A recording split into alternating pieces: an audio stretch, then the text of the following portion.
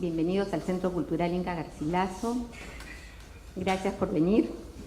Hoy tenemos el conversatorio Marañón, Paraíso Amenazado, con la participación de José Álvarez Alonso, biólogo y director general de Diversidad Biológica del Ministerio del Ambiente, Leonardo Tello, director de Radio Cámara en Loreto, Nieves Ríos César Mozombite y Nieves Ríos, quienes vienen de Saramurillo y Cunico, comunidades Cucama, y el promotor de este conversatorio, Juanjo Fernández, un fotógrafo que actualmente está exponiendo en el Centro Cultural la muestra El alma del río, Paranazagua, en Cucama. Él es reportero gráfico de medios como El País en España y Sudamérica Hoy de Argentina. Se especializa en temas, bueno, ya son culturales y de medio ambiente, y va a ser esta noche el moderador. De modo que le cedo la palabra. Muchas gracias. Muchas gracias, Gretna. Muchas gracias a todos vosotros por venir, a todas vosotras. Más que moderador, mi papel aquí voy a limitarlo prácticamente al de presentar a las personas que me acompañan y un primer capítulo de agradecimientos necesario y obligatorio hacia el Centro Cultural, que me da la oportunidad de exponer y compartir con vosotros mi trabajo como fotógrafo y mi experiencia a lo largo de 1 año y medio que he estado viajando por comunidades del río Marañón.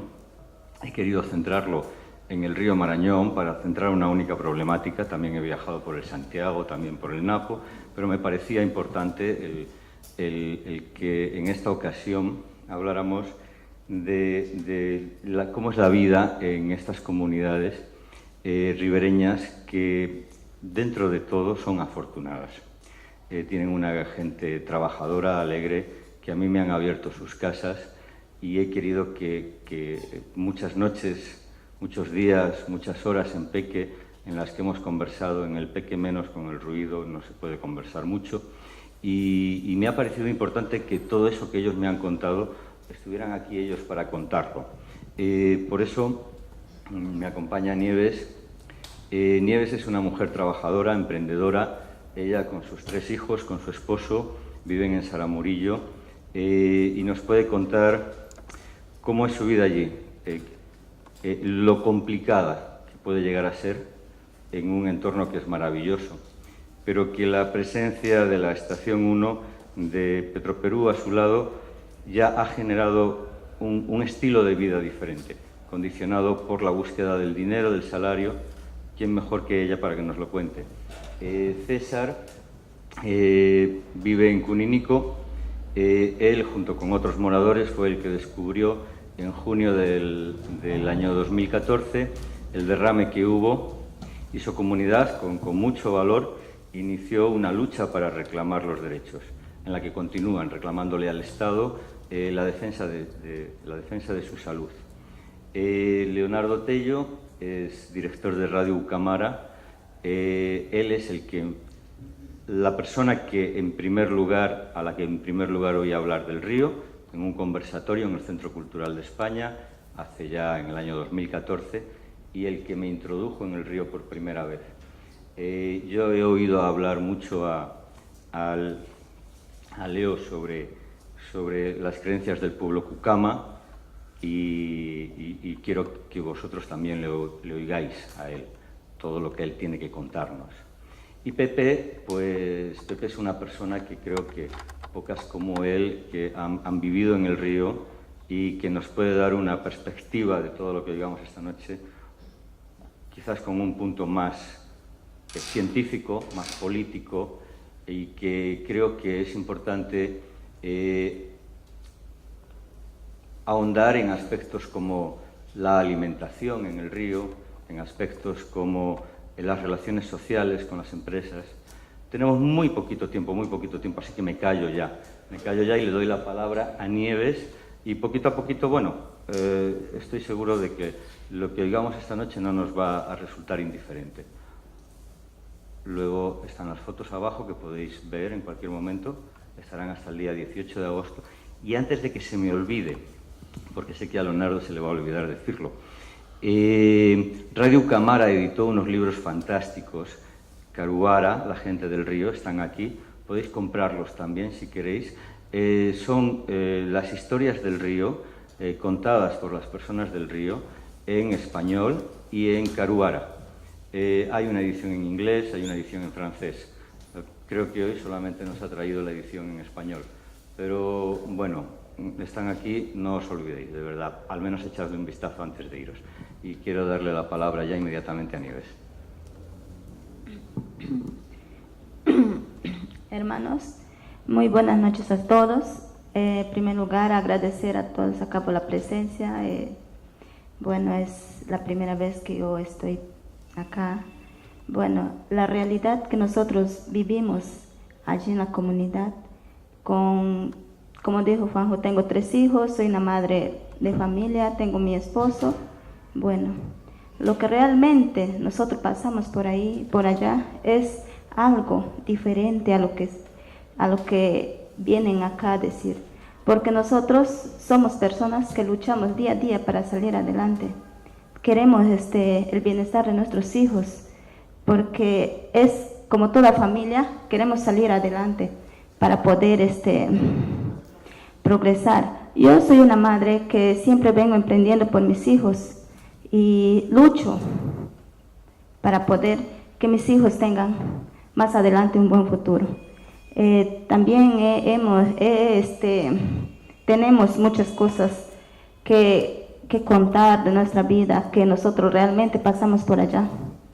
Es una necesidad tan grande que nosotros pasamos, porque vivimos al lado de una empresa que es Petroperú. Ya hemos tenido muchos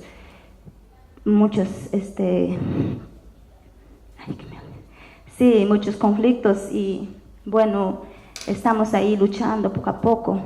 Yo recuerdo aquellas épocas, aquellos tiempos cuando yo vivía, era niña. Nosotros todavía teníamos, mis padres eran humildes, igual que yo. Nos han criado así, a nosotros, a nuestros hijos, a sus hijos, así como nos criaron así, a nosotros, yo también criar a mis hijos así. Pero lastimosamente vivimos al lado de un pueblo, de Petroperú, que lastimosamente nos contamina todo. Y de veramente nosotros, yo como familia y como madre, quisiera ver ¿cómo les pudiera explicar? Que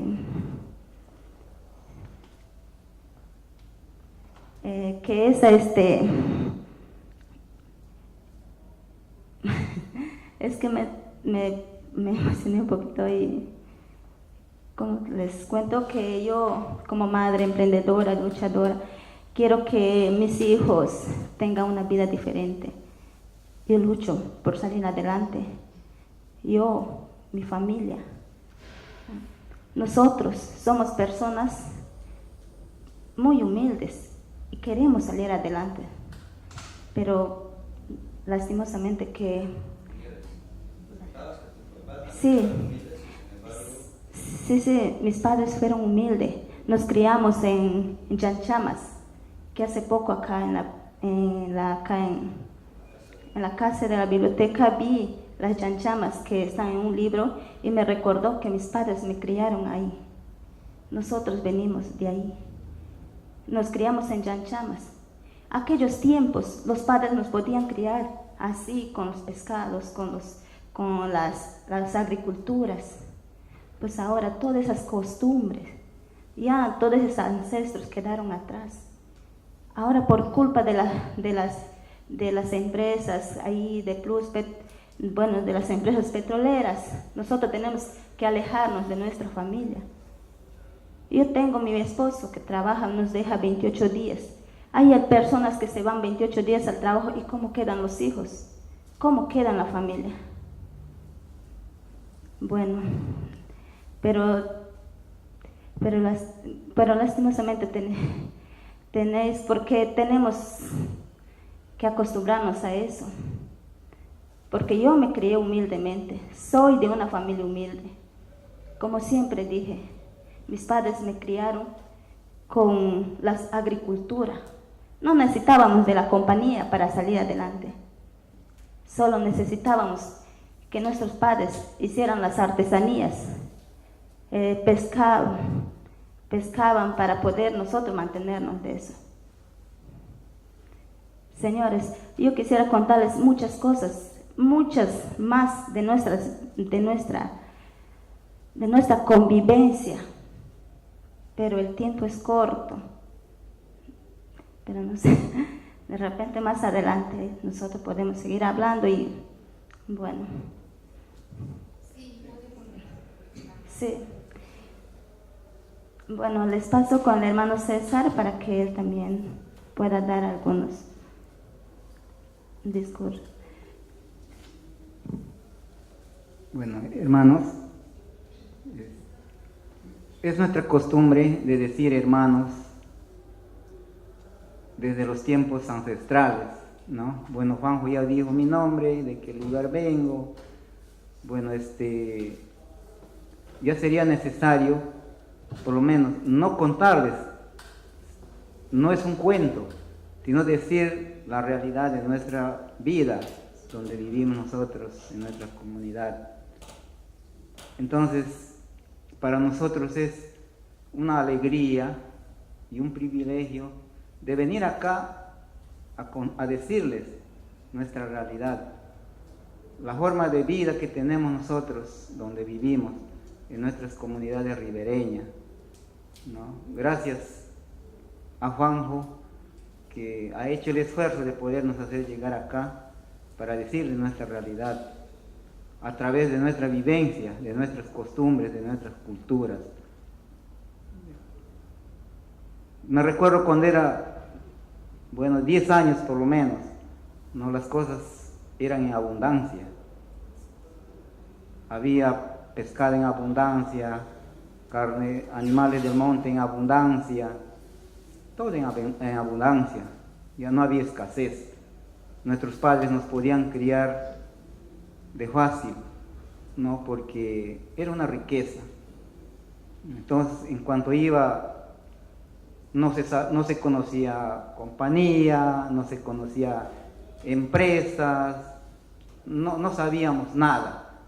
Y entonces, en cuanto iba pasando los tiempos, ¿no? Me recuerdo a 20 años atrás, seguía las cosas en abundancia, ¿no? Porque todavía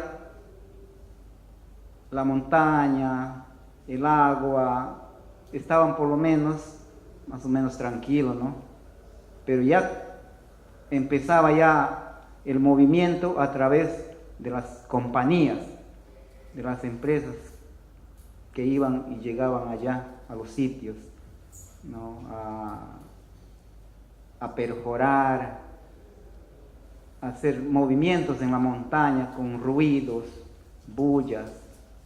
Y entonces ya nuestras costumbres, a través de las empresas, las compañías que llegaban a laborar ahí, ya la vida iba cambiando poco a poco. La gente ya olvidando su cultura, su costumbre de vivir, ¿no? ¿Por qué razón? Porque las compañías que buscaban el petróleo prácticamente, para extraer petróleo, ya hacían una vida diferente a las familias, ¿no? Entonces esas cosas iban cambiando de día en día, ¿no? Las cosas ya iban escaseando, la gente ya deja de trabajar en sus chacras, de hacer sus faenas como vivían más antes, ¿no? Y esas cosas han venido cambiando rápidamente hoy en día. Hoy en día es diferente nuestra vida.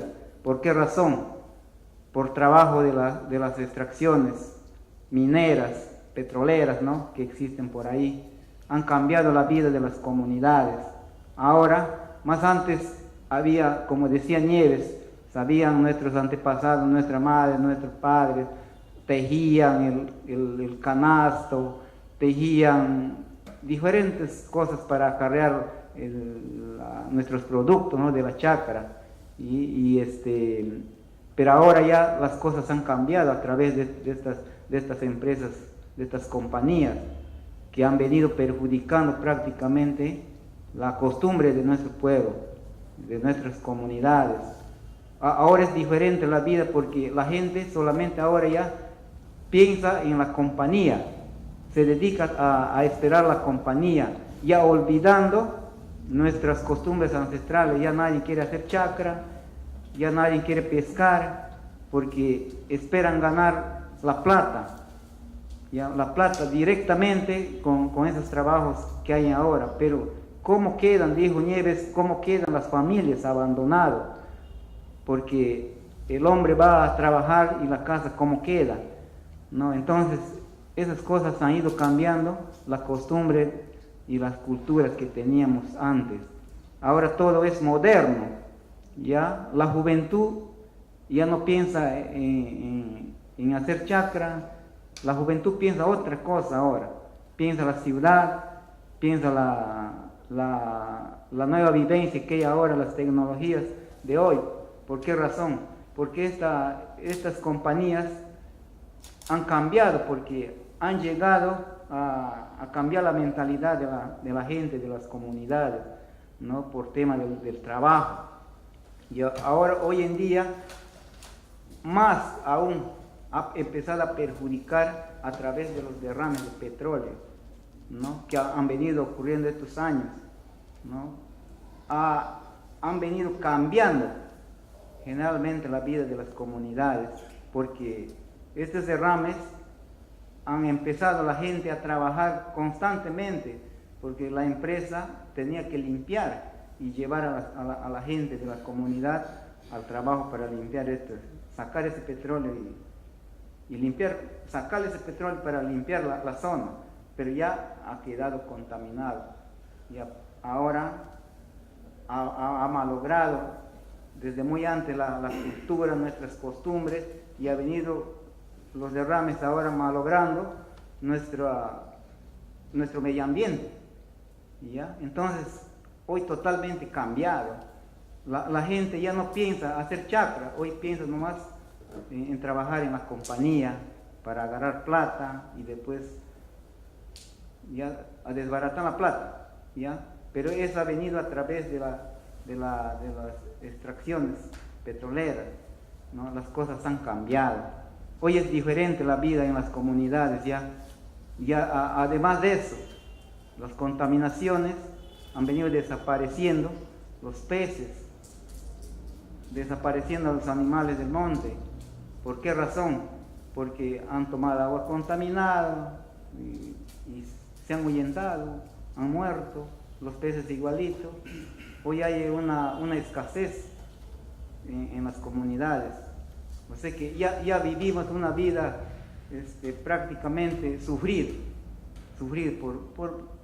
por muchos años ya, porque han venido malogrando prácticamente nuestro ambiente a través de las compañías, más aún los derrames de petróleo. Las costumbres antiguas ya se olvidaron, ¿ya? Y entonces para nosotros ya es perder la cultura que tenemos, ¿ya? Y además de eso, la gente ahora hasta se pierden las lenguas por motivo a eso, ya, del trabajo. La gente sale a diferentes sitios a vivir, porque a veces haya un sencilliz por trabajar en la compañía, y luego cuando van a la ciudad terminan la plata, ya terminan a veces destruyéndose las familias por esa razón, ¿no? Entonces eso es lo que yo puedo decirles a ustedes a través de nuestra vivencia, a través de lo que ahora estamos viviendo en día, ¿no? Entonces, más bien, yo me siento muy complacido de estar juntamente aquí en Lima, contando, diciendo la realidad de nuestra vivencia, a través de nuestra cultura, de nuestra forma de vivir en nuestros hogares, en nuestras familias, en nuestras comunidades. Bueno, hermanos, eso sería todo lo que yo podría decirles hoy. Bueno, vamos a seguir en algunos momentos algunas preguntas nosotros poder responderles con lo que ustedes puedan preguntarnos. Bueno, gracias.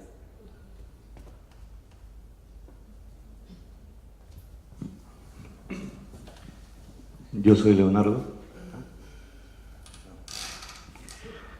y mi padre es Cucama y mi madre era Chuar.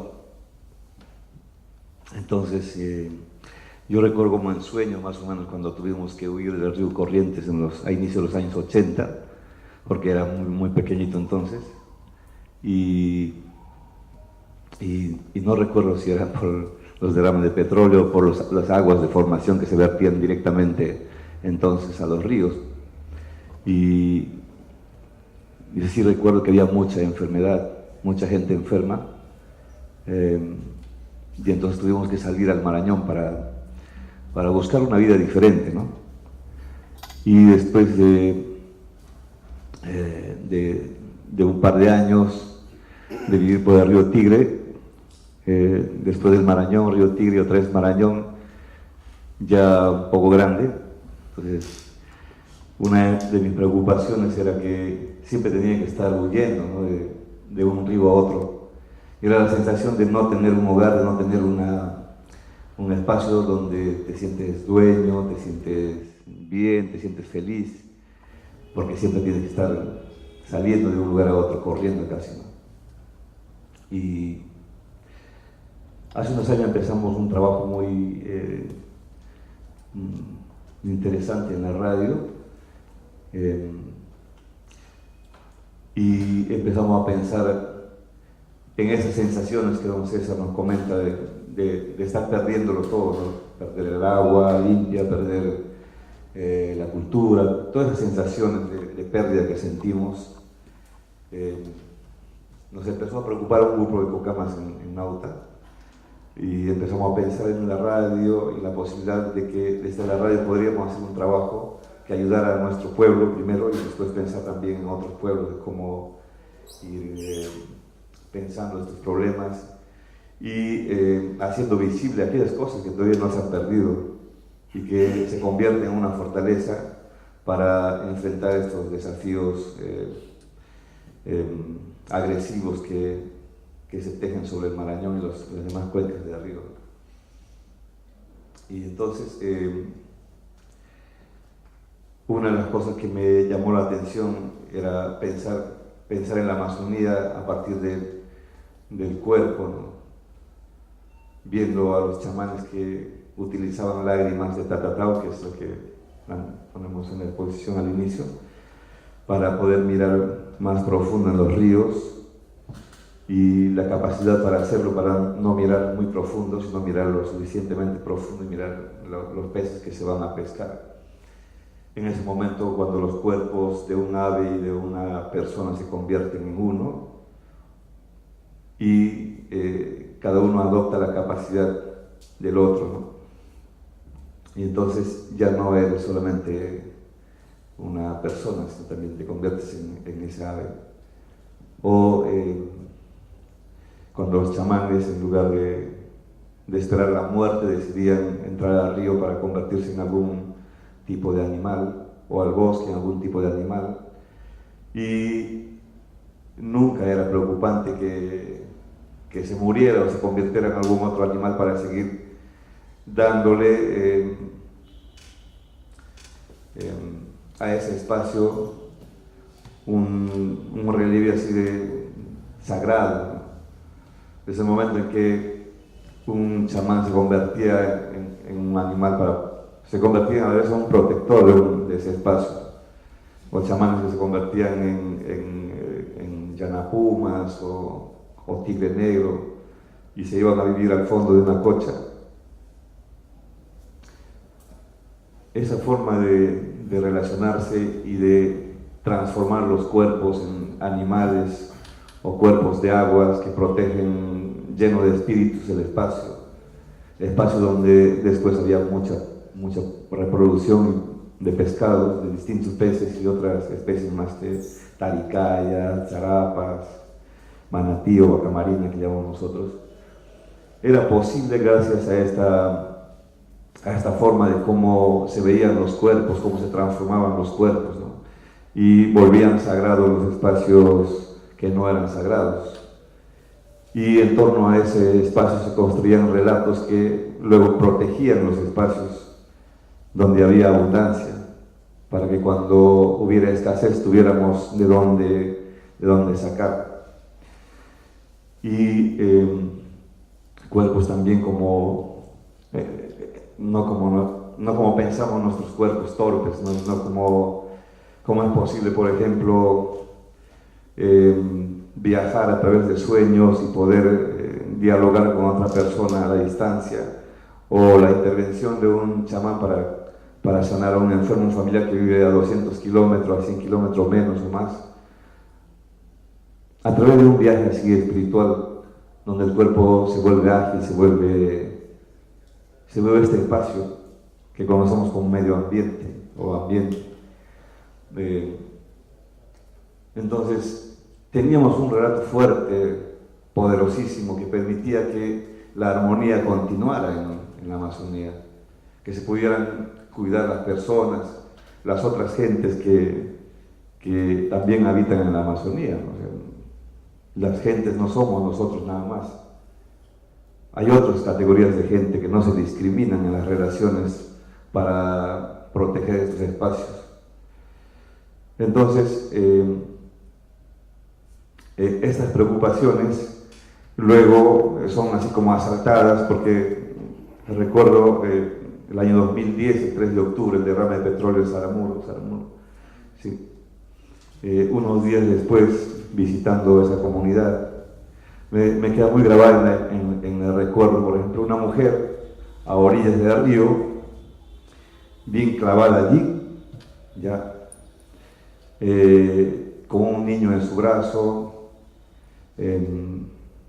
enfermo, con diarrea, la madre también con diarrea, pero la madre tiene el cuerpo todo entregado al niño y su mirada esperando que un bote baje por ahí para traer a su hijo a algún centro de salud muy cercano a la comunidad.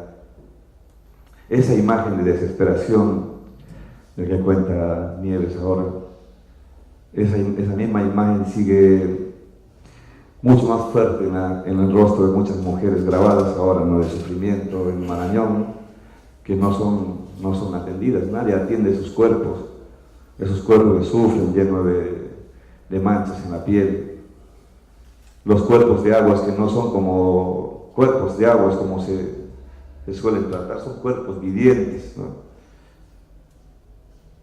Entonces, pensar a ese nivel es sentir que la afectación no son datos estadísticos solamente, la afectación no son un grupo de gente enferma, un grupo de un determinado territorio enfermo, contaminado. Pensar de esta forma es pensar en conjunto todo el universo en que vivimos, todas las gentes que vivimos en la Amazonía. Y empezamos a desarrollar este tipo de comunicación, de acercamiento, de afectividad entre nuestras gentes, nosotros como personas y las otras gentes, respetando a cada uno de sus espacios, ¿no? Hay un pez que es la sardina, en Bucama se dice Upari, y Upari es un apellido muy común en el pueblo Bucama. Así que cuando un pescador viene de la cocha trayendo bastantes sardinas, dice: hoy vamos a comer a nuestro primo. Entonces, eso me parece muy interesante, porque estamos viendo a los otros seres no como parte de mi cadena alimenticia, ¿no? Estamos viendo a los otros seres como familiares, que en un momento podemos alimentarnos de ellos, pero en un espacio sagrado espiritual se convierten en parte de este todo, donde es necesario su presencia, es necesario su existencia para poder seguir existiendo todos. Y entonces, comunicar esto, escuchar esto, es lo que en Radio Cámara nos ha ayudado a desarrollar una propuesta comunicacional mucho más sentida, mucho más cercana, mucho más humana, en estas distintas humanidades que hay en la Amazonía y que no es tenida en cuenta, ¿no? Hace menos de un mes hubo una reunión en Nauta con las 5 cuencas de ríos y Cuninico había demandado al Estado, a varios organismos del Estado, entre ellos DIGESA, ¿ya? Y en esa reunión estaban presentes, en esta reunión, estos organismos, y la gente esperaba respuestas. Se notaron los cuerpos preocupantes, ¿no? La gente desesperada porque ya está bien, han pasado años y no hay nada, hay promesas solamente. Entonces, dijeron los de DIGESA que, bueno, sí tenemos muy buena voluntad, queremos atender, queremos hacer atenciones especializadas a las poblaciones, pero el FISE, la fuerza de Nauta había fallado en contra de ellos y había fallado en contra de Petroperú. Y ese día Petroperú se presentó en Nauta con una elegancia así impecable, pero podrida por dentro, porque es como cuando miras a alguien descomponiéndose por dentro, ¿no? de todas las historias de cuerpos sufrientes y gentes muy impecables que en realidad tienen una pudredumbre por dentro, ¿no? Entonces, decían con tal desfachatez que tienen toda la intención de remediar, de limpiar, de atender a las poblaciones. Eso fue un día sábado, el evento terminó el domingo, y el día lunes apelaban. O sea, no querían atender a la gente. La DIGESA apelaba, no quería atender a la gente. Entonces, frente a escenarios como este, frente a reacciones o actitudes como esta, la afectividad de las relaciones en la Amazonía creo que debe levantarse, creo que debe hacerse mucho más visible, creo que debe hacerse mucho más sensible y que podamos desarrollar ese tipo de actitud entre nuestras gentes, nuestras relaciones en la Amazonía. Todavía es una esperanza de que podamos enfrentar estos desafíos, estos conflictos en la Amazonía. Yo no estoy hablando de todos los conflictos que hay entre las relaciones de poder, entre las federaciones, el Estado, lo que sea. Estoy hablando de la gente, de la Amazonía, de las gentes de la Amazonía que con su cuerpo gritan todo este maltrato que sufre la Amazonía, que sufre la gente de la Amazonía.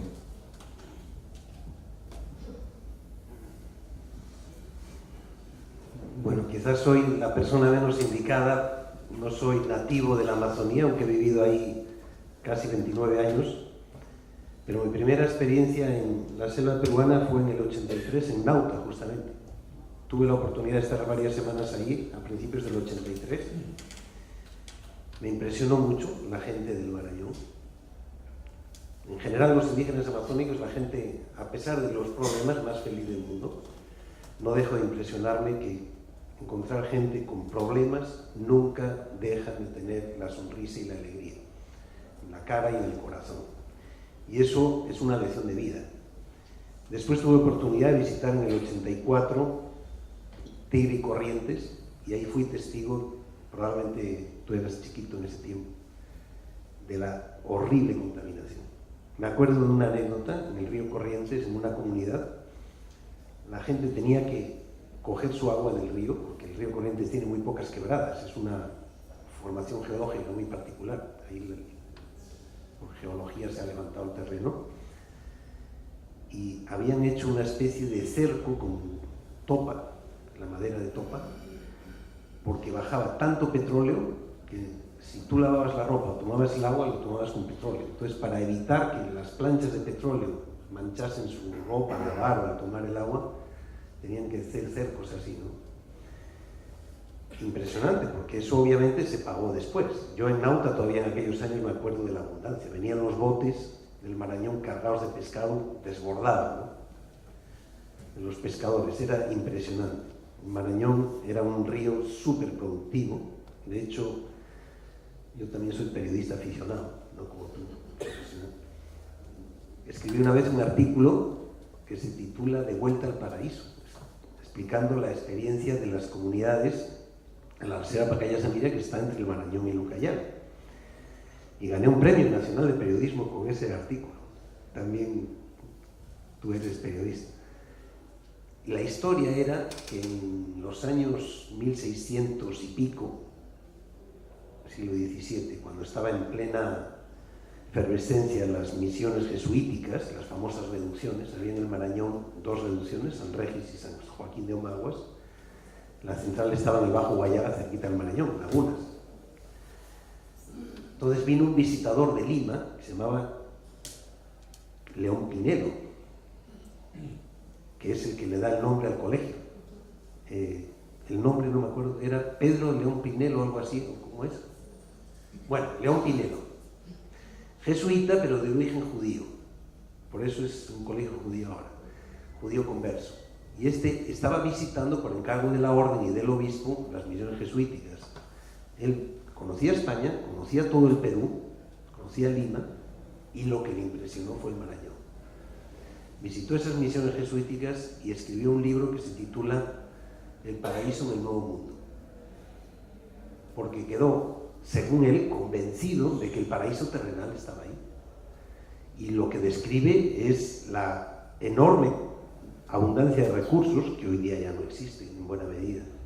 La abundancia de pescado, de charapas, la tortuga que proveía muy buena cantidad de grasa y carne para la gente, huevos, la paz en la que vivía la gente en aquellos tiempos. Entonces él comparaba eso con la escasez que había en Europa, crónica. En Lima también probablemente se vivía escasez, y él dijo, si es que hay un lugar en el mundo donde estuvo el paraíso, fue acá. Entonces mi historia se refería al trabajo de varias comunidades tratando de recuperar ese paraíso, tratando de manejar sus recursos. En algunos sitios lo han conseguido, en el Yanayacu Pucate. Mi historia era por la Cocha El Dorado, que está en la cabecera del Yanayacu Pucate, ¿no? Y que yo he podido visitar. Es impresionante. Ahí, en sitios donde la gente ha retomado el control y donde no hay contaminación, sí se puede ver algo de la abundancia que una vez hubo. Las tortugas, charapas y taricayas, comentaba antes, la ciudad de Nauta tiene el edificio más antiguo que existe en Loreto, que debe ser de 1800, principios de 1800, ¿no? Que es la iglesia antigua. Y tú me has escuchado la anécdota, esa iglesia tiene paredes de tapiales muy altas, ¿no? Tapiales, barro batido.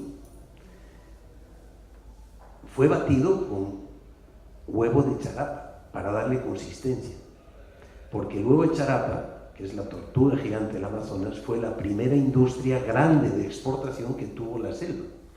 Entonces, diversos exploradores, misioneros, hablan de la enorme abundancia de charapas que había en el Marañón. Hoy día ya no hay en el Marañón charapas. Bueno, los que nos llamamos charapas, yo adoptivo, ¿no? Pero no la de concha.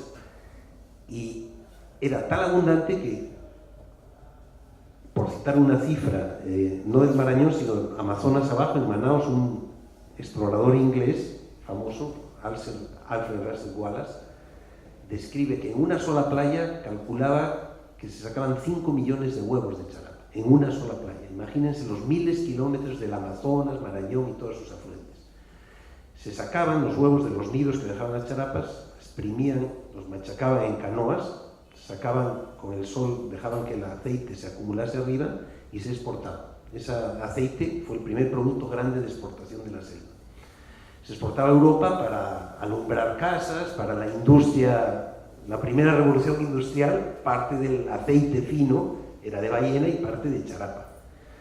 Así se acabaron las charapas, exportando para una industria floreciente en Europa. Y así diversos otros recursos, ¿no? Ese paraíso, hoy amenazado en parte por la contaminación, también por la depredación de los recursos, porque obviamente hay otras causas, sí se puede recuperar. Y yo creo que ese es el reto de los pueblos indígenas, ¿no? Aparte de conservar esa cultura que hizo posible esa calidad de vida por miles de años y que ha sido en parte destruida por empresarios foráneos, incluyendo petroleros que han desnaturalizado la forma tradicional de trabajo de la gente, de relacionarse, etc. Yo he vivido en la zona petrolera 5 años, en el río Tigre y Corrientes, y he visto escenas de pavor, no solo la degradación ambiental, la degradación social que produce esa irrupción de una industria con gente con muy brillantes uniformes que viene a desmerecer lo propio, le han hecho creer a la gente a veces que lo suyo no vale, que lo de fuera sí es lo que vale, y eso es el peor daño. A mí me parece que ese es peor daño todavía que la contaminación social, cultural. Felizmente hay iniciativas como Radio Camara, cuyo nombre viene de Ucayali, Marañón, que están tratando de rehabilitar. Y yo sé que hay un fuerte movimiento por recuperar esa cultura. El pueblo Cocama fue famoso, por ejemplo, porque era el pueblo del río.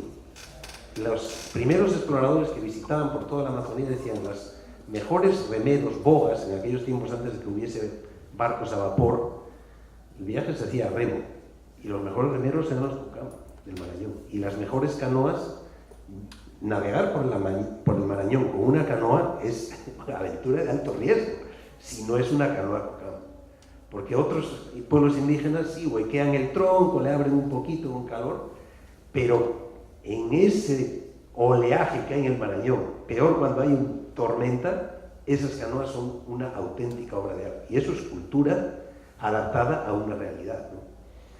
Entonces, y todo lo que se perdió, por ejemplo, el arte de capturar las charapas cuando boyaban, era todo un arte hasta que se extinguieron virtualmente, ¿no? Las charapas no solean en los troncos como la taricaya, que es la tortuga más pequeña, sino que se asoman en la cocha y hacen asomar su lomo para que le caliente, para que maduren sus huevos, ¿no? Entonces, la forma que tenían los antiguos Cocama de capturar estas, si tú le tiras una flecha, se resbala, es un tronco así, una concha así, de este porte. Entonces, tenían una flecha que se llamaba yateca, con una punta de hierro bien pesada. Ustedes, don César, seguro que ha escuchado de eso. Tal era su habilidad que a lo mejor bollaba la charapa, es bien tímida. Yo he visto todavía algunas charapas. Asoman la puntita de la nariz, su ojito, donde están en la mariposa, y la bolita de la concha, así bolla un poquito. Entonces tenían que disparar a cierta altura, a lo mejor estaba a 30 metros, para que cayese la flecha justo en el centro, pues si caía a un costado se resbalaba. Esa habilidad tenían los... Hoy día ya creo que no hay ningún fisga de eso, ¿no? Bueno, fisga le llamaban el del Pache. ¿Cuántas cosas más se han perdido porque se perdieron costumbres, se perdieron recursos, se perdió calidad de vida? Yo creo que todavía se puede recuperar. Así como han recuperado en el Pajaya Samira las taricayas, hoy día es una explosión de taricayas, la charapa no, la charapa sigue un problema. Yo creo que sí se puede, y ese yo creo que es el reto con líderes como ustedes, con comunicadores como Leonardo, que es un defensor entusiasta de la cultura y el idioma Cocama. Yo creo que lo van a lograr. Volver a recuperar ese paraíso en riesgo sí se puede recuperar con la voluntad de su gente.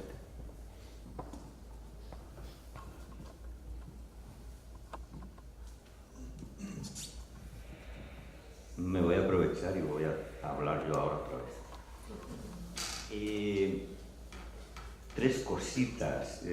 Me encanta escuchar a Pepe porque yo soy igual de optimista y yo creo que se puede recuperar. Y yo creo que el Marañón es un paraíso. El otro día, el jueves pasado, el viernes, no me acuerdo, estábamos en la universidad, en la UTEC, en una presentación en la que Radio Camara junto a WCS y la propia universidad nos hablaban de los trabajos conjuntos que están haciendo. Recuerdo un mapa del biólogo de WCS en el que aparecían los puntos de pesca en el Marañón y en el Ucayali. Llamaba la atención terriblemente cómo el Ucayali es un río donde todavía el azul de la pesca manchaba todo su recorrido, y en el Marañón hasta más o menos Santa Rita de Castilla. Desde Santa Rita de Castilla hasta Monterrico, un puntito aislado aquí, un puntito aislado aquí, un puntito aislado aquí, coincidiendo con la parte influenciada por el oleoducto y la actividad extractiva.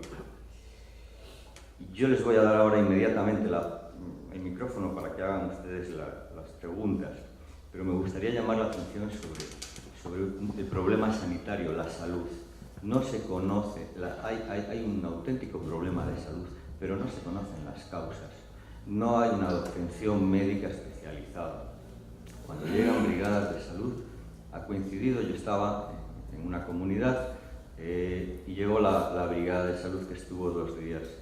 Y tú, bonita, ¿por qué estás aquí? A mí es que me duele la barriga cuando tengo la regla.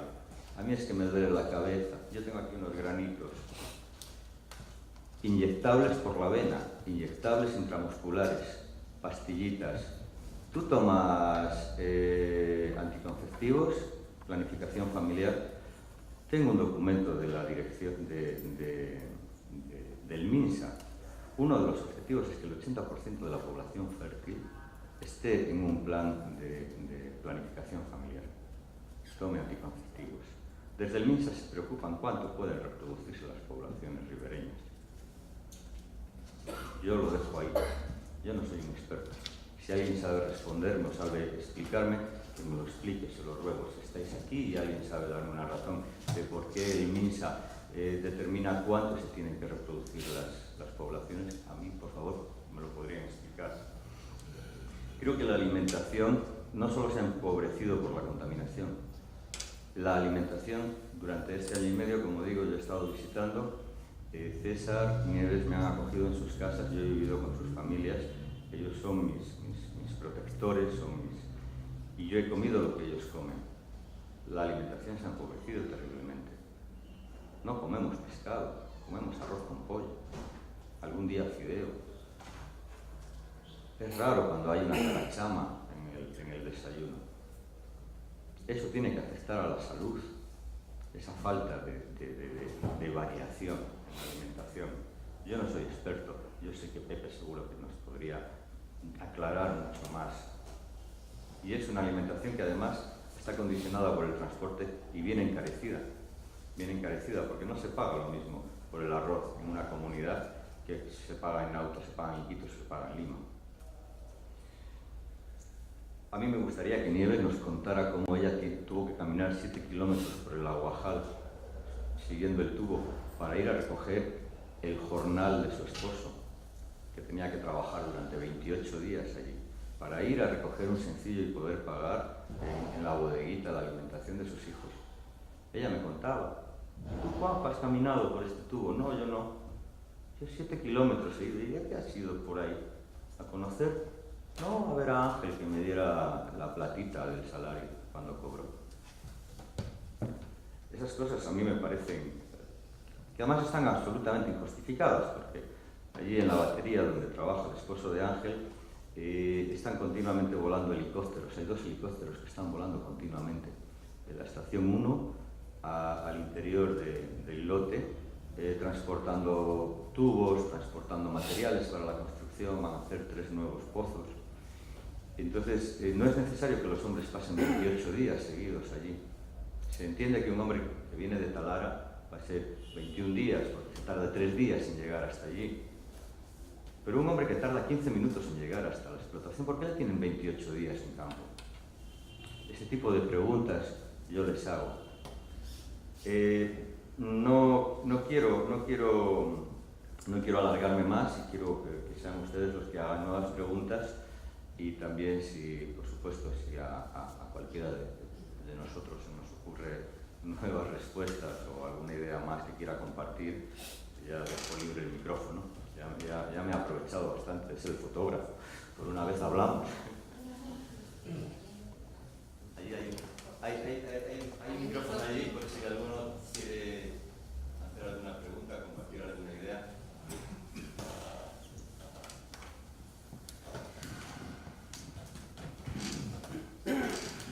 Bueno, buenas noches. Leonardo, quisiera que nos cuentes un poco acerca de la experiencia que han tenido ustedes desde el pueblo de Cucama Cucamiria con los Cucama Cucamiria de otros lados de América Latina, ¿no? En el caso de los Cucama de Brasil, los Cucama de Colombia, y cómo podemos traer también esas experiencias de ellos a lo que están pasando en el pueblo de Cucama en este momento.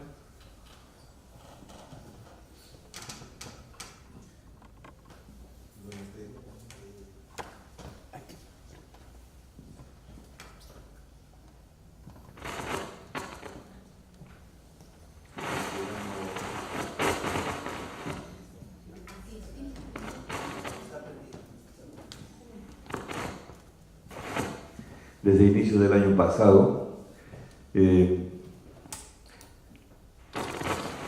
Una de las preocupaciones de cuántos cucamas éramos, en qué lugares estábamos y cómo podíamos juntarnos para pensarnos como pueblo en la Amazonía, nos hizo descubrir que una actitud muy contraria a la marginación racial que nos llevó a pensar esto es la mayoría de los cucamas en Nauta, por ejemplo, cuando les decían tú eres cucama, en la escuela nos preguntaban y dicen, no, yo soy de Brasil. Y con el tiempo pensamos por qué esa respuesta, y es que los tupi-guaraní venimos de toda la cuenca amazónica del Brasil, ¿no? Migrando por muchos pueblos. Y eso nos llevó a acercarnos un poco a los pueblos cucamas que están en el Alto Silomoes, donde cuando sacamos la primera producción de un videoclip Cubariquira que hablaba de la fuerza para revitalizar el idioma cucama, fue la posibilidad de conectarnos, de ver que ellos estaban preguntando, oye, hay cucamas en Perú, y nosotros, oye, hay cucama en Brasil, y después hay cucamas en Colombia, y ahí surgió la idea de pensarnos como nación, no importando en qué territorios estábamos, sino buscando la forma de juntarnos para proteger nuestros territorios y otra cosa más.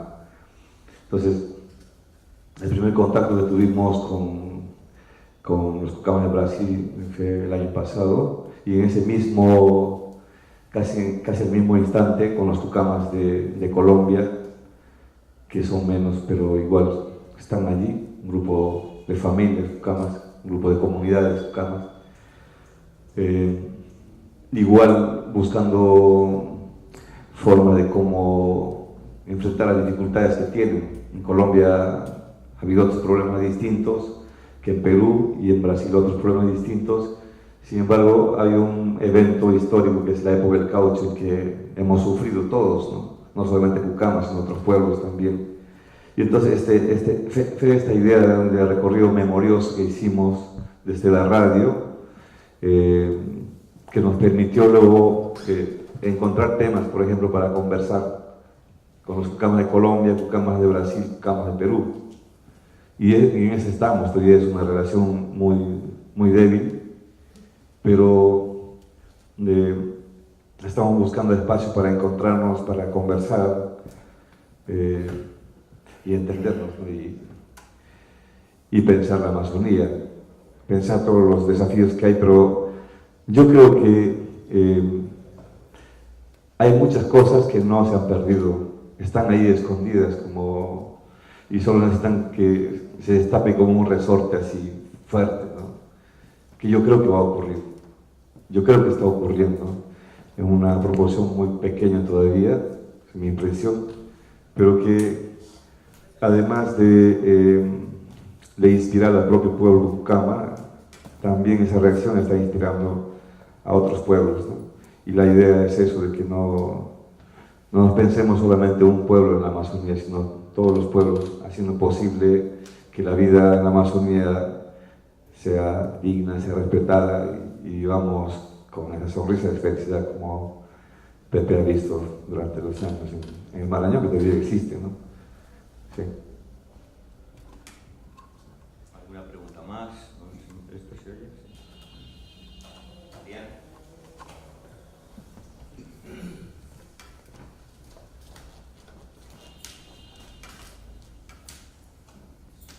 Buenas noches. Yo quería preguntarles cuál es la respuesta, por ejemplo, de las empresas de las cuales hay este derrame, ¿no? Si es que hay alguna respuesta que a ustedes les convence o se hace algo para que no vuelvan a ocurrir, porque por lo que vemos siguen ocurriendo los derrames siempre.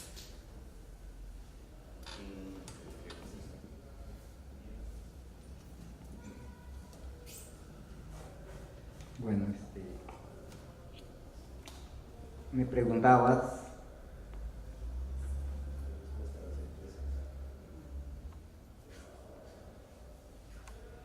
bueno, lo que nosotros en nuestra zona, las empresas responsables por donde pasa por mi zona es Petroperú, ¿no? Pero no sabemos qué pasa, pero hay derrames, ¿no? Entonces, ellos como dueños del tubo, de la tubería, habrían que responsabilizarse, ¿no? Porque es un daño a nuestro medio ambiente donde vivimos nosotros. Yo creo que Petroperú tiene que ser responsable, ¿no? Bueno, en otras zonas, otras empresas son los responsables de los derrames, por ejemplo en Corriente, como Leonardo dijo, ¿no? Él vivía ahí.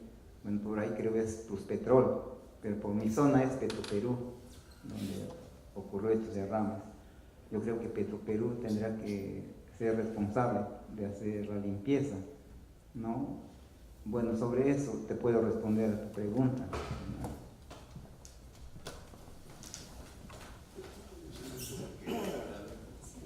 Yo quisiera decir algo acerca de la respuesta a lo que nos da la empresa. Por donde yo vivo, al frente está Plus y al costado está Petroperú. Hace poco tuvimos un derrame otra vez, donde que la empresa Petroperú no nos da ninguna respuesta. O sea, no se hagan cargo de la contaminación que ellos hacen. No se hagan responsables las empresas petroleras. Al contrario, todavía nos ignoran, como quien decir, no pasa nada, ya, ahí queda. Así es la respuesta de las empresas petroleras. Es una de las respuestas también a la pregunta de Franco, ¿por qué tantos anticonceptivos en la Amazonía? ¿No?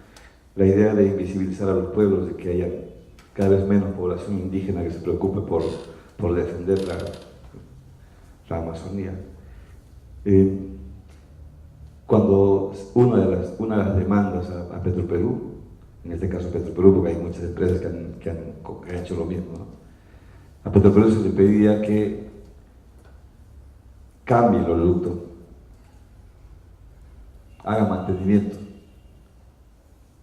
Y en lugar de invertir el Estado en cambiar el oleoducto, modernizó Talara. Y la mayoría de la inversión se fue allá y el oleoducto sigue igual. Esa es una respuesta de Petroperú. Otra de las respuestas es el 9 de junio se produjo un derrame de petróleo nuevamente en Cerro Murillo. 2 horas de una manguera así de gruesa virtiéndose al Marañón. La persona que filmó 4 vídeos cortos sobre ese derrame en el Marañón, el 9 de junio, hace poquito, fue Nieves, y le prohibieron Petroperú filmar. Y una de las cosas que Petroperú le dijo, oiga, por una gota de petróleo ustedes se escandalizan. Y eran 2 horas de petróleo al río Marañón. Los vídeos lo demuestran. Ese tipo de actitud es la actitud del Estado en esta zona.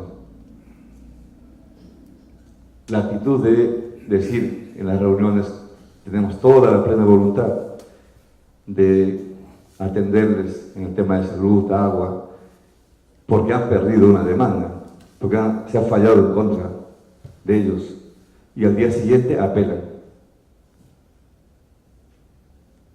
Entonces, no es complicado de entender que no tienen ninguna voluntad para hacer las cosas bien. Es lo que sentimos en el Marañón, es lo que vemos en el Marañón, y es lo que ven muchas otras comunidades en la cuenca del Marañón. Por ejemplo, entre el año 2002 hasta el año pasado ha habido una ola de suicidios en el Marañón. Nosotros hemos registrado 68 suicidios solamente en Nauta, la mayoría jóvenes. Y otro número de suicidios en los lugares donde intervienen Petroperú, las empresas turísticas vinculadas con los pelacaras y las empresas madereras. en esos espacios de intervención extractiva es donde aparecen brotes de suicidios.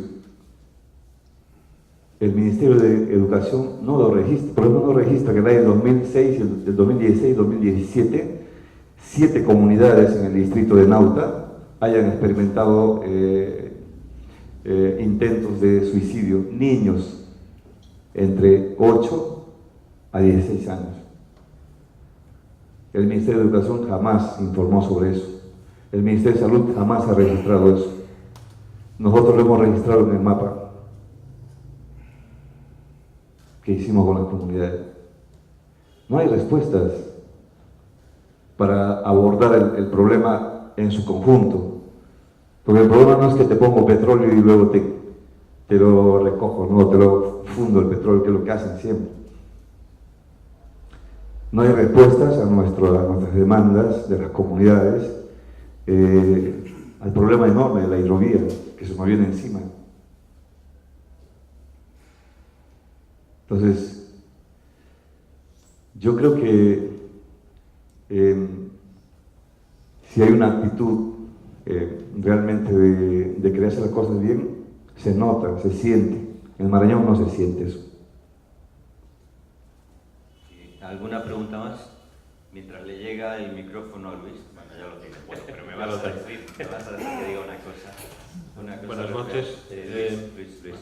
No, quería yo solamente recomendar, respecto a las respuestas de las empresas, recomendar la lectura del informe del Congreso, de la Comisión del Congreso, respecto a quiénes son los responsables de los derrames de petróleo de los últimos 2 años. Informe firmado por César Villanueva, que era el que presidía la comisión. Yo recomiendo que este informe se lea, yo recomiendo que este informe se difunda. Y no voy a adelantar nada de lo que dice ese informe, pero señala muy bien cómo las empresas hay 3 empresas que se han beneficiado mucho de los trabajos de remediación de estos derrames, en su 90% provocados por terceros. Y así, Luis. Bueno, acabamos de tener un proceso de comunicación, no a 200 kilómetros de distancia, pero a unos metros, porque casi estás respondiendo a la pregunta que yo iba a hacer. ¿Quién recibe los comunicados de Petroperú hace años, como es mi caso, y ya fui a algunos lugares donde hubo derrames? Percibe que ha habido una graduación. Primero eran muy neutrales sobre las causas, apenas comunicaban el derrame. Pero en off hablaban en posible boicote. Hoy en día, claramente, los comunicados ya hablan en boicot, ya dicen que fue un sabotaje, ya hablan en sabotaje, y en off ya comienzan a decir que las mismas comunidades pueden tener interés porque participan después en la remediación de los problemas. Entonces, hay aquí una gradación que es clara y que yo creo que va a terminar en una acusación directa tarde o temprano. También hablo mucho, se quejo mucho de que las comunidades no nos dejan trabajar en la solución del problema cuando hay derrames. ¿Qué respuesta tenían ustedes para dar este tipo de acusación que es cada vez más directa?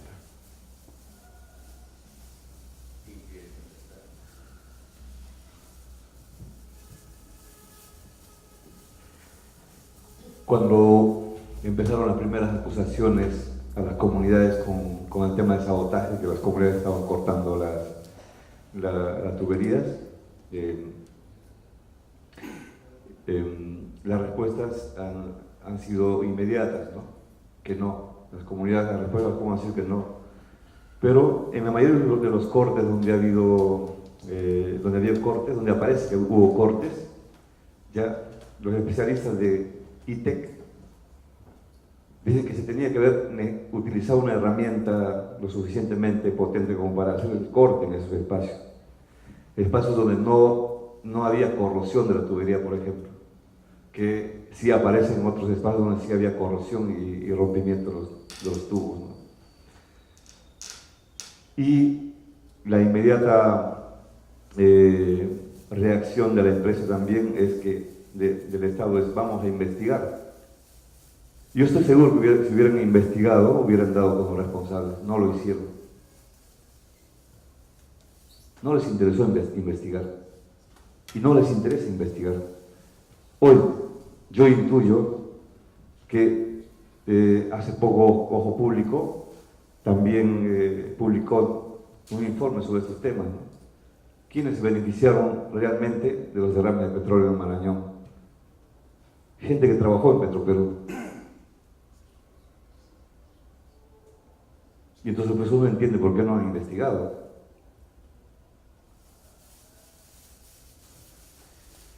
Yo no he visto a alguien cortando la tubería, no puedo afirmar también que haya sido así, que no haya sido así. Ya, sin embargo, se hubiera podido investigar y dar con los responsables si hubiera sido así. En las comunidades se sabe muy rápido eso.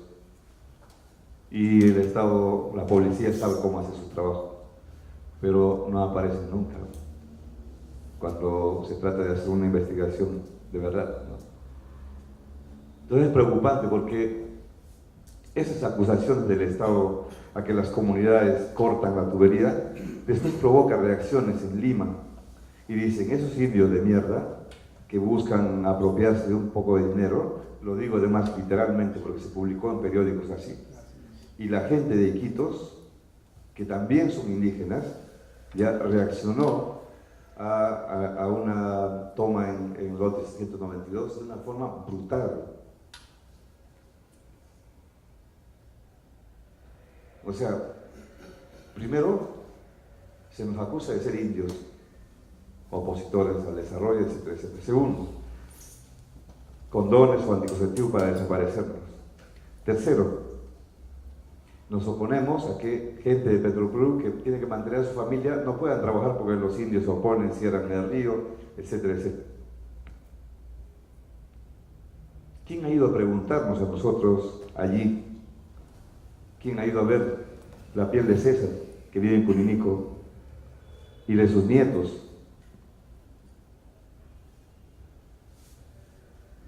¿Han visto acaso las noches enteras de las madres cuidando a sus hijos con diarrea?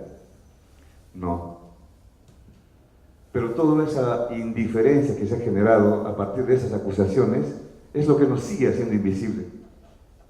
Nos sigue haciendo nadie en el mapa político en el Perú. Yo sí estoy de acuerdo que se investigue, y si hay un indio cucama o no cucama responsable de eso, pues que se le castigue, pero no hay investigación sobre eso. ¿Por qué no ha hecho el Estado esa investigación? ¿Por qué no lo ha hecho? Hubieran dado con el responsable seguramente. Pero, como digo, esas acusaciones han sido pensadas estratégicamente para que todo un pueblo se vuelque contra los pueblos indígenas. Y es lo que hemos sentido en los últimos años, siempre acusados con el dedo así. Leo, contestándote, Luis, te doy otro dato, aprovechando que está César acá. En Cuninico, tras el derrame de junio del 2014, del 24 de junio del 2014, un año después, quizás, un equipo de la Católica hizo un estudio, publicó un estudio.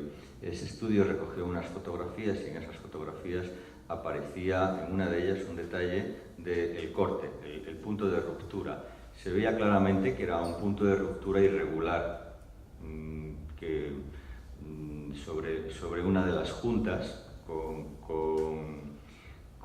óxido alrededor, ¿no? Moradores de Cuninico estaban delante porque estaban trabajando en las labores de limpieza y estaban delante cuando cortaron ese extracto del corte, lo extrajeron y se lo llevaron. ¿Dónde llevan esto? Lo llevamos a Talara para analizar. Posteriormente, el año pasado, en una reunión de APEP, no sé si tú estabas, con Luis Rosell, como presidente de Petroperú en Canaval y Moreira, Bárbara Fraser preguntó por los derrames y la naturaleza de esos derrames, de sus orígenes, y ya Rosell incluyó Cuninico como uno de los derrames causados por terceros. Entonces, como te digo, vuelvo otra vez al informe del Congreso que recomienda a la Fiscalía se investigue en la dirección en la que apunta en sus 300 páginas, hablando de tres empresas. La Fiscalía no ha hecho nada, como dice Leonardo. La Fiscalía lo que sí ha denunciado por instancia del MINSA es al abogado Juan Carlos Ruiz Molleda por utilizar un documento de CENSOPA sobre las causas de la muerte en Espinar, de uno de los pobladores. Entonces, no sabemos, yo no sé contestar, pero yo sí creo que ha habido una escalada y que esa escalada ha habido cortes en el Perú. Yo sí lo creo. Ahora hay que ver quién, por qué. Mire, un dato muy importante en el caso de Cuninico, que es el caso que se ganó. ¿Ya? Es un caso que se llevó a la Corte también, a la CID. Cuando se produjo el derrame en Cuninico el 2014, en junio del 2014, los moderadores lo detectaron probablemente unos días, no sé cuántos, después que se produjo el derrame. Nosotros de Radio Cámara llegamos 3 días después de que la comunidad había detectado el derrame. Y cuando llegamos al lugar, el lugar estaba inundado 1,20 m y la tubería del oleoducto estaba cerca, un poco más de 50 centímetros dentro de la tierra y cubierto por renacales así. No se podía entrar ahí. Curiosamente, al día siguiente nosotros salimos y apareció el corte. Nosotros hicimos un reportaje sobre eso. El reportaje sirvió para que la comunidad de Cuninico presente la demanda por esta. Ahí la acusación inmediata de Petroperú fue la comunidad cortó la tubería. Era imposible entrar en ese espacio donde se produjo el derrame, a 1,20 m de inundación y un poco más de 50 centímetros dentro del suelo, ¿no? La tubería. Obviamente que el barro es suave porque el lugar es fango, ¿no? Entonces después nunca hicieron caso. Se salió el comunicado de Petroperú acá diciendo que eso fue sabotaje. Se probó que no fue así y se ganó la demanda. ¿Han atendido Cuninico? No. Lo que ha dado el Estado peruano a Cuninico es para sentir vergüenza en el Estado peruano, o peor que eso.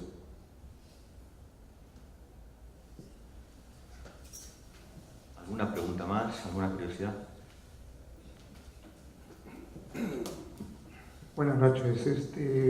Yo quisiera preguntarle, ya cambiando un tema, ¿cómo le ha ido a la zona, a los pueblos, a las comunidades, este censo, el censo último, ¿no? Población y vivienda, comparando con el anterior de hace 10 años?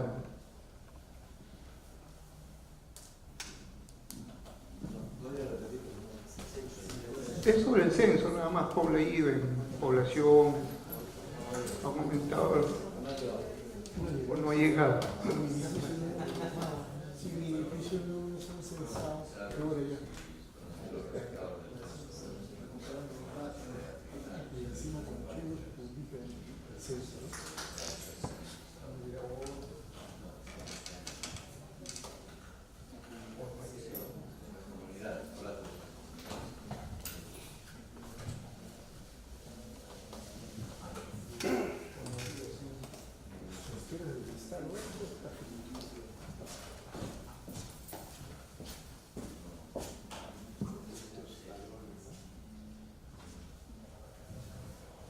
Todos los censos que ha hecho el INEI es para desconfiar. En el último censo había esta pregunta donde... Sí, exacto. Por ejemplo, a mí cuando llegó el censador no me preguntó si era Cucama o no.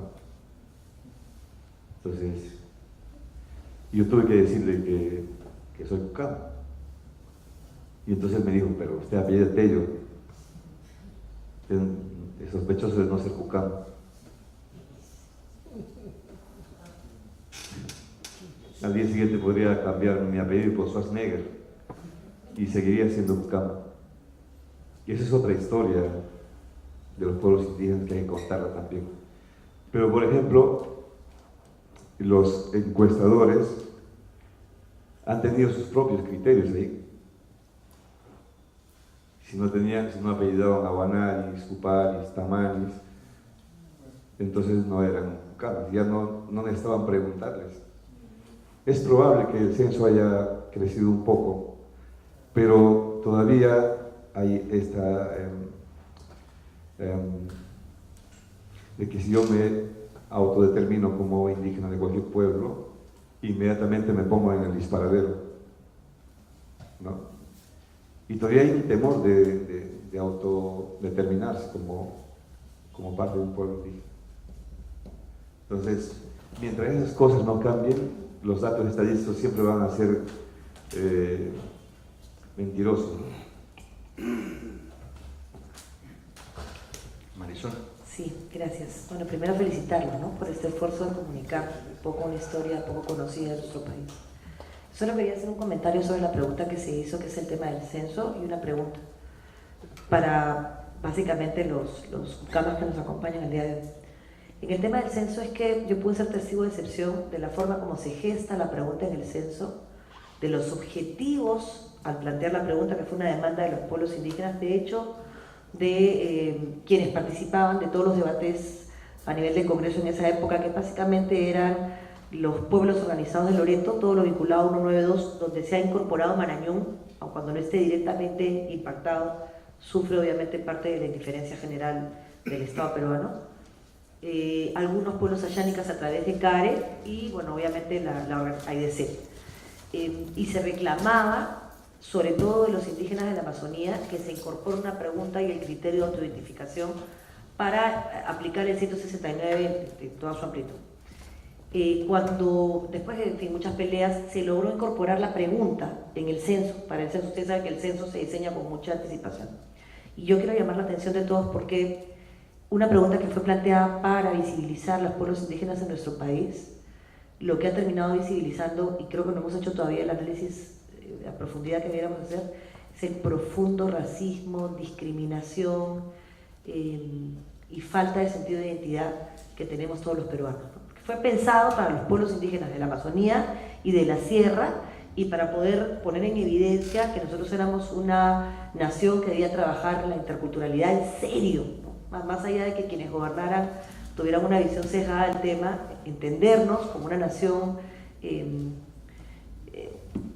con distintas etnias y con distintas formas de entender la vida, con cosmovisiones distintas, y a partir de eso construirnos mirando al futuro. Y lo que hizo esa pregunta fue ser motivo de burlas, de memes. En la costa ni siquiera se entendió la pregunta, la gente no entendía por qué se hacía una pregunta tan tonta, cuando el sentido de la pregunta era precisamente que nos pensemos como nación, ¿no? Entonces yo sí creo que el resultado es absolutamente falso, no tiene nada que ver, no refleja la realidad, precisamente por la misma razón por la que los quechohablantes no le trasladaron el quechua a sus hijos cuando vinieron al Agustino, huyendo del Sendero Luminoso de Ayacucho o Huancavelica, por la misma razón por la que es un estigma, y creo que nos obliga a repensarnos, ¿no? Y que este censo debiera ser analizado en toda su complejidad, el post-censo y el mismo día del censo, porque incluso ni siquiera INEI pudo capacitar suficientemente bien a los censadores. Y la pregunta que quiero hacerles, que tiene que ver también con esto, que es un dato nuevo para mí, porque yo he podido acompañar este proceso con pena, con vergüenza, con frustración, con todo lo que acompaña también con esperanza, por supuesto, a partir de todo lo que se ve en estos pueblos que tienen tanto que enseñarnos. Es lo que acaban de decir respecto del repudio loretano.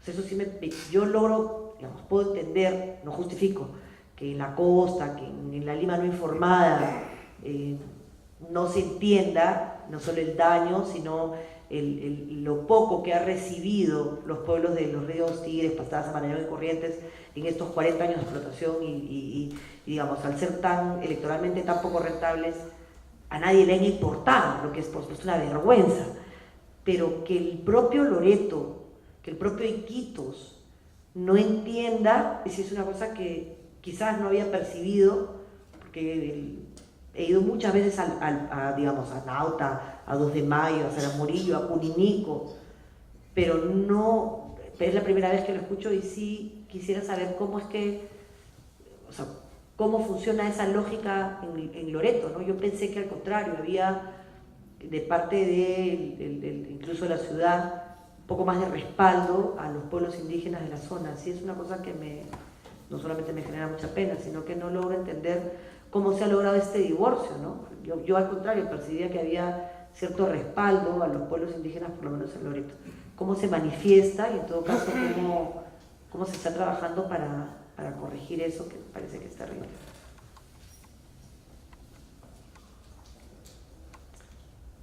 Hace 7 años empezamos, bueno, hace 7 años, sí, cuando empezaron los suicidios en Nauta,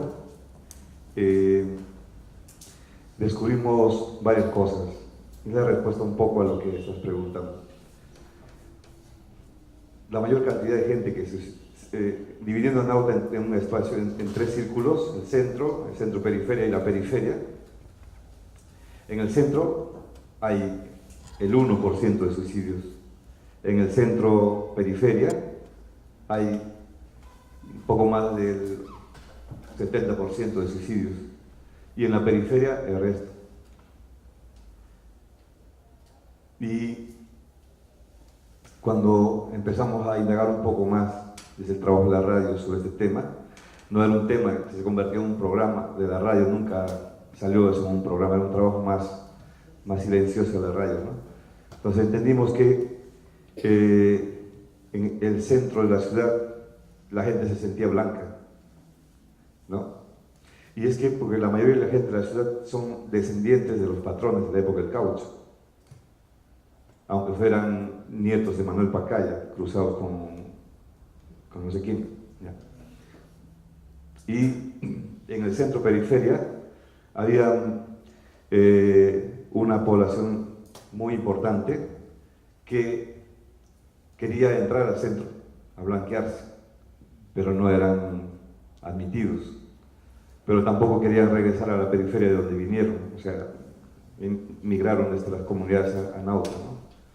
Y entonces vivían esta suerte de no ser felices en ese espacio, ni en el centro, donde son rechazados, ni en la periferia, donde no quieren regresar. Es lo que en Cucama se dice Yamima, o Yamima, que es estoy triste, y es esa tristeza que si no soy feliz, como aparece en muchas cadenas de suicidios en la Amazonía Tupi-Guaraní, es que me suicido para ser feliz, ¿no? Entonces, no solamente es el rechazo, sino es la imposibilidad de ser feliz cuando intento blanquearme, ¿ya? O el deseo de no regresar nunca más a este espacio donde no significaba absolutamente nada mi vida y mi presencia, ¿no? Como pueblo, como indígena. En Iquitos es una dinámica un poco muy parecida, pero Iquitos es la ciudad que absorbe la mayor cantidad de recursos del canon y otras cosas, ¿no? Y entonces cualquier cierre de ríos, cualquier toma de estación de petróleo afecta a mucha gente de Iquitos. Y es comprensible que es gente que necesita ese trabajo, necesita vivir. Iquitos es una ciudad atosigante, es una ciudad que consume, que devora la Amazonía también, y por lo tanto necesita. Entonces yo entiendo que es una desesperación por sobrevivir lo que hace que mucha gente reaccione. Ya no está en juego si soy indígena o no. Entonces está en juego la economía, lo que mueve las ollas, ¿no? Y eso es mucho más desesperante, ¿no? Porque entonces es el momento en que ya no sabes quién eres y no sabes a qué te estás oponiendo, no sabes contra quién estás lanzando barro o lo que sea, y resulta que toda la afectación que ocurre en la Amazonía nos afecta a todos. Entonces,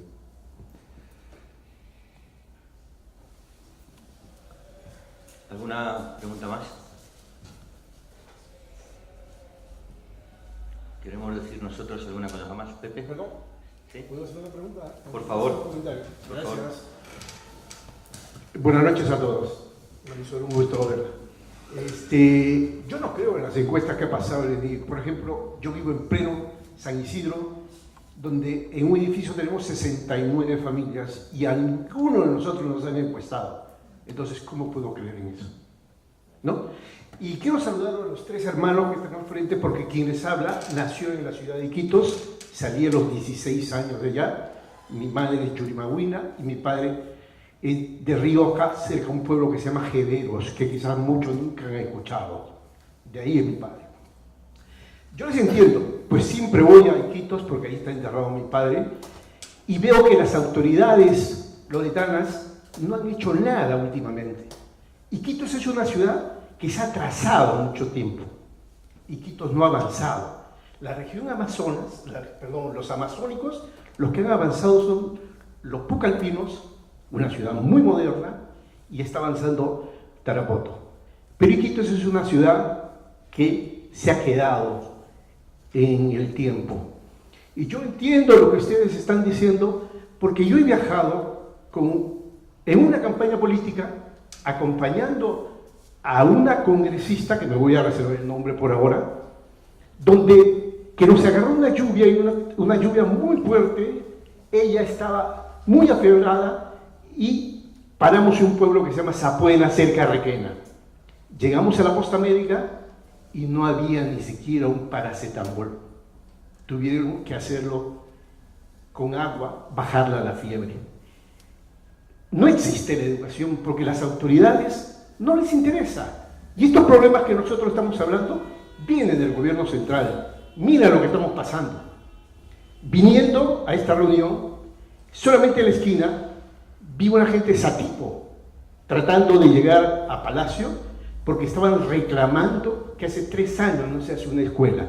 No les importa la educación, no les importa la salud. Esas son nuestras autoridades. Mientras no cambiemos eso, vamos a seguir en lo mismo. Y más aún, los pueblos olvidados, no solamente de la selva, también de la sierra. Yo te conozco mucho la selva. Me he internado cerca de 3-4 meses a la selva. General Herrera, Contamana, Zapuena, Caballococha, Lagunas, Yurimaguas. Todos esos pueblos los conozco, porque quise conocer antes de irme a Miami, antes de irme a España. Quise conocer la realidad de mi pueblo, quise reconocer la realidad de mi país, y realmente es una pobreza, es un abandono.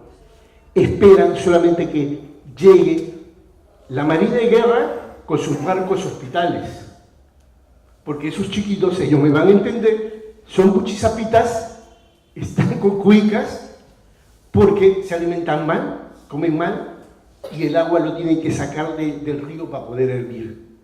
Entonces, mientras no cambiemos el chip que tenemos, siempre vamos a seguir lo mismo. Yo no tengo esperanza, ¿no? La verdad se lo digo, ¿eh? Cada vez estamos peor. Gracias. Yo sí tengo esperanza, pero tengo esperanza si se empieza a trabajar, y si se empieza a trabajar no en lo que tenemos ahora, sino en las siguientes generaciones. Y creo que en ese sentido, lo ha dicho muy bien, la educación es clave. La educación, empezamos por aquí. Si no se empieza a trabajar en la educación en algún momento, esto, desde luego, está perdida la esperanza. Porque la lógica ha dicho una palabra: están esperando que pase la PIA, están esperando a que llegue la compañía con trabajos y con salarios, están esperando que llegue la ayuda, el decreto que les va a llevar no sé qué. Hasta que no se rompa esa lógica de la espera, Es la conclusión a la que yo he llegado en tan solo 1 año y medio viajando por las comunidades. Hay muy poquito que hacer hasta que las comunidades no tomen el testigo y el protagonismo de salir adelante con los trabajos que está haciendo Leonardo, mucha otra gente. Formaviap es un centro ejemplar que marca algo de camino, sin duda insuficiente, debería haber muchos más en Formaviap. Hombres como César, que dice: yo no quiero trabajar en las compañías, yo soy agricultor. Que tengan claro y que sepan transmitir eso, porque si tú quieres trabajar en las compañías está muy bien, pero hay que exigir móntame una escuela técnica para que yo quiero trabajar de ingeniero, no quiero trabajar de peón. ¿Por qué los peones vienen de Piura, o vienen de Iquitos, o vienen de Lima, o vienen de Tacna? ¿Por qué no vienen de acá? ¿Por qué no vienen de Nauta? ¿Por qué no vienen de Maipuco? ¿Por qué no vienen de Yurimaguas? ¿Por qué no vienen de acá, donde podamos mandar nuestros hijos a que se preparen para hacer esas labores? No son malas las compañías por sí mismas, no lo creo yo.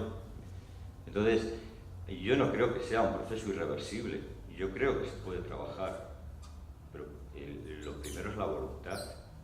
Iquitos, lo que sucede en Iquitos no es distinto a lo que sucede en Lima con todo el país.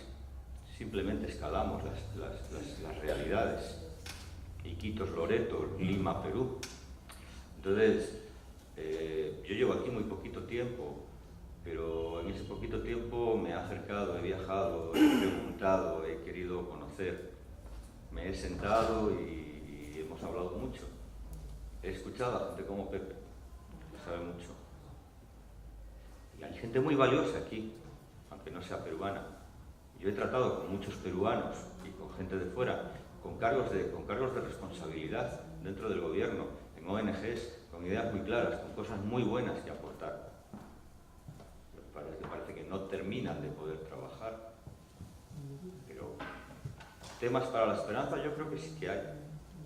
Otra cosa es también el carácter de cada uno, de cómo quiera ver el vaso, ¿no? Medio lleno, medio vacío. Eso es un problema. No sé si vosotros queréis algo más. Yo quiero agradecer que hayamos podido tener este espacio, con lo complicado que es llegar al centro de Lima, ¿no? A tenerles aquí para conversar. Hay muchos puntos de vista que son discutibles, las nuestras, las de ustedes, las de todos, siempre son discutibles. Y también hay puntos de vista que jamás se discuten, ¿no? Que están allí silenciadas y que necesitan salir, ¿no? Y bueno, desde Radio Ucamara estamos trabajando con nuestro pueblo, no somos la radio solamente es mucha gente, César, Nieves, mucha gente con quienes trabajamos permanentemente durante el año, ¿no? Haciendo cosas. Entonces, Radio Ucamara es el nombre nada más de una institución donde estamos provocando toda esta cosa, y lo hacemos porque creemos que hay esperanza y porque la sensación de que todo se pierde es porque algo se pierde, pero no se pierde todo. Y hay cosas muy valiosas, muy potentes en nuestros pueblos que vamos a ir visibilizándolos y trabajándolas más fuerte, con mucha creatividad. Yo creo que si la lucha de los pueblos no se traslada a niveles más creativos, quedan muy pocas esperanzas. Y finalmente hay muchos hermanos indígenas de distintos pueblos con una creatividad o con muchos conocimientos que pueden inspirar a creativos a una lucha mucho más interesante, ¿no? Y estamos viviendo una experiencia con el pueblo Ucama y WCS, Mariana, que está aquí, combinando conocimientos científicos con los conocimientos de nuestros pueblos, sabidurías, para hacer mapas, para pensar la Amazonía, para intervenir de una forma positiva con la UT, los ingenieros muy